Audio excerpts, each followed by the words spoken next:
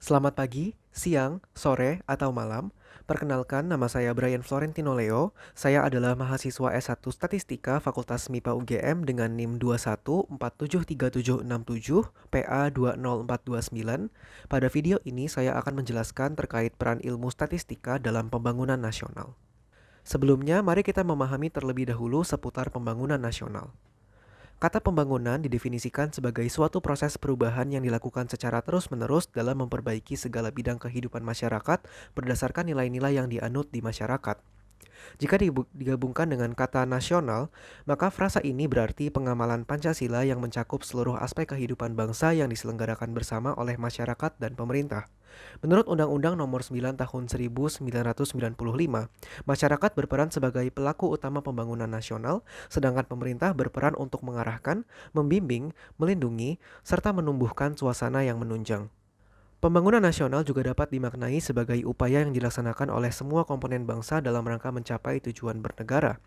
Tujuan bernegara dalam hal ini tidak lain adalah tujuan nasional negara Republik Indonesia yang tertuang dalam pembukaan Undang-Undang Dasar 1945, yaitu melindungi segenap bangsa dan tumpah darah Indonesia, memajukan kesejahteraan umum, mencerdaskan kehidupan bangsa, serta ikut melaksanakan ketertiban dunia yang berdasarkan kemerdekaan, perdamaian abadi, dan keadilan sosial.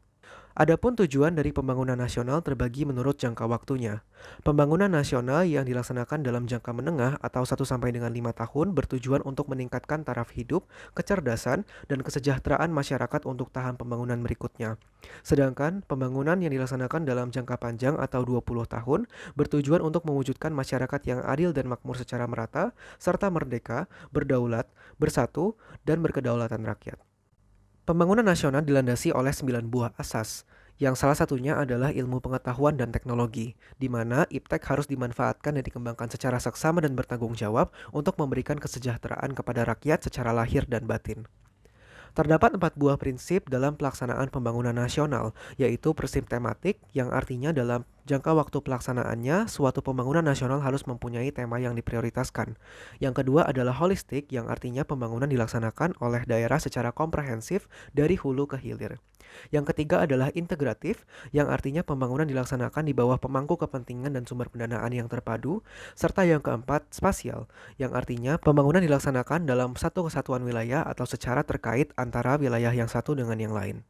Dalam pembangunan nasional, perguruan tinggi berperan sebagai mitra dari pemerintahan, perusahaan, maupun masyarakat sipil dalam mewujudkan pembangunan nasional yang berkelanjutan.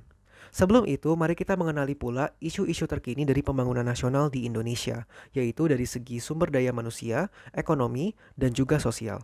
Pada awal tahun 2023, Presiden Joko Widodo menyebutkan bahwa terdapat 3 isu dari aspek sumber daya manusia yang akan dibenahi pada tahun ini, yaitu kemiskinan ekstrem, prevalensi stunting, dan revitalisasi vokasi.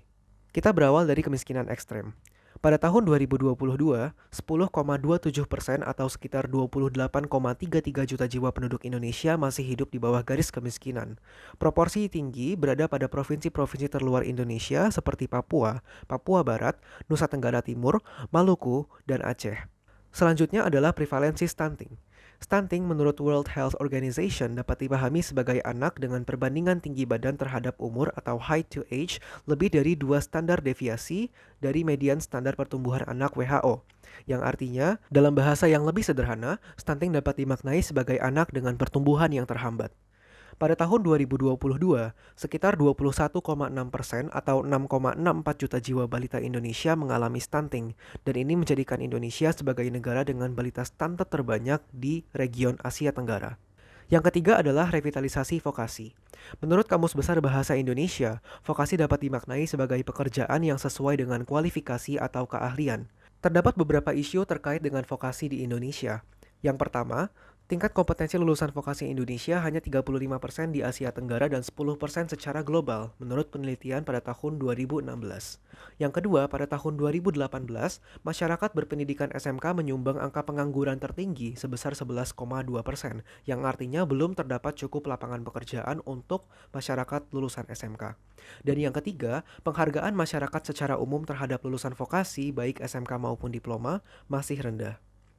Selain itu, kita juga dapat mengekspos beberapa permasalahan pembangunan nasional dalam ranah ekonomi dan sosial, di mana pada ranah ekonomi pada akhir tahun 2022 kita sudah membahas terkait dengan kemiskinan. Selain itu, rasio Gini Nasional Indonesia bernilai 0,381 yang menandakan adanya ketimpangan pengeluaran yang cukup di antara masyarakat Indonesia. Yang ketiga, ekspor Indonesia mencapai 23,83 miliar dolar Amerika Serikat, sedangkan impor hampir mengimbangi dengan nominal 19,94 miliar dolar Amerika Serikat. Dan yang terakhir, 5,86% atau setara dengan 8,4 juta jiwa angkatan kerja nasional di Indonesia masih dalam status pengangguran. Selanjutnya, dari aspek sosial, pada akhir tahun 2022, Kepolisian Republik Indonesia atau Polri mencatat 321.662 kasus kejahatan sepanjang tahun yang didominasi dari kategori pencurian, penipuan, dan narkotika. Selanjutnya, perbandingan penduduk pada tingkat pendidikan sarjana terhadap tingkat SMA sederajat hanya 29,01%, yang artinya kurang dari 30% penduduk Indonesia yang melanjutkan pendidikannya ke pendidikan tinggi. Indonesia juga masih berkutat dengan permasalahan kesehatan, di mana penyakit-penyakit tidak menular seperti hipertensi, diabetes mellitus, obesitas, dan lain sebagainya mengalami kecenderungan yang terus bertambah seiring berjalannya tahun, sedangkan penyakit-penyakit menular seperti HIV, tuberkulosis, pneumonia, dan hepatitis masih belum teratasi dengan baik. Oleh karena itulah, saya sebagai mahasiswa Fakultas MIPA UGM, khususnya dari program studi statistika, perlu mengetahui dengan baik apa peran ilmu statistika dalam pembangunan nasional. Berikut inilah beberapa peran dari ilmu statistika yang saya peroleh. Yang pertama adalah sensus dan survei. Sensus dapat didefinisikan sebagai pencacahan informasi deskriptif tentang suatu populasi yang dilakukan secara berkala, sedangkan survei adalah pencacahan informasi deskriptif dari sekelompok sampel responden. Sensus dan survei keduanya umumnya dibantu dengan media kuesioner dan bertujuan untuk mengetahui berbagai fakta dari responden sesuai dengan konteks dan kebutuhan. Statistika menjadi dasar dari pembentukan survei yang baik, yang antara lain memenuhi sifat valid dan reliable. Valid artinya adalah survei tersebut mampu memberikan hasil sesuai dengan apa yang seharusnya diukur, sedangkan reliable dapat diartikan memberikan hasil yang konsisten pada pengulangan-pengulangan dari survei tersebut. Yang kedua adalah statistika deskriptif dan inferensi statistik. Statistika deskriptif adalah ukuran-ukuran numerik yang merangkum informasi dari sekumpulan data, baik ukuran-ukuran terpusat seperti mean, median, dan modus, maupun ukuran-ukuran sebaran seperti variansi, jangkauan, simpangan baku, dan masih banyak lagi. Statistika deskriptif berperan untuk menjelaskan karakteristik data. Di sisi lain, inferensi statistik adalah analisis terhadap statistika deskriptif suatu data sampel untuk menafsirkan gambaran dari suatu populasi yang bersangkutan. Dalam hal ini, inferensi statistik digunakan untuk menyimpulkan karakteristik populasi dari data suatu survei atau penelitian. Baik statistika deskriptif maupun inferensi statistik, keduanya sama-sama bermanfaat agar data yang diperoleh dari suatu survei atau penelitian dapat menjadi manfaat dan informasi bagi masyarakat luas. Selanjutnya adalah pengambilan keputusan. Dalam statistika, dikenal teori keputusan statistika, yaitu teori-teori pengambilan keputusan yang didasarkan pada data dan peluang untuk menghadapi suatu ketidakpastian. Didukung dengan literasi statistik, pengambilan keputusan statistik mendasari kebijakan yang baik dalam pembangunan nasional. Dan tanpa keduanya, suatu negara akan sulit mencapai berbagai target dan statistik yang baik dari berbagai aspek kehidupan bernegara, dikarenakan setiap aspek membutuhkan kebijakan yang baik pula. Yang keempat adalah manajemen risiko. Dalam bahasa sehari-hari, risiko dapat dimaknai sebagai kemungkinan terburuk dari suatu kejadian atau peristiwa. Terdapat berbagai risiko yang dapat terjadi dalam pembangunan nasional, antara lain risiko-risiko finansial, operasional, regulasi, dan strategis. Manajemen risiko dalam ilmu statistika adalah metode perhitungan dan pencegahan risiko yang meliputi setidaknya 3 tahapan, yaitu identifikasi, perhitungan, dan pengendalian risiko. Manajemen risiko dalam pembangunan nasional bertujuan untuk meningkatkan pencapaian sasaran pembangunan nasional, meningkatkan kualitas tata kelola penyelenggaraan negara, serta meningkatkan efektivitas sistem pengendalian intern dan berkembangnya inovasi pelayanan publik.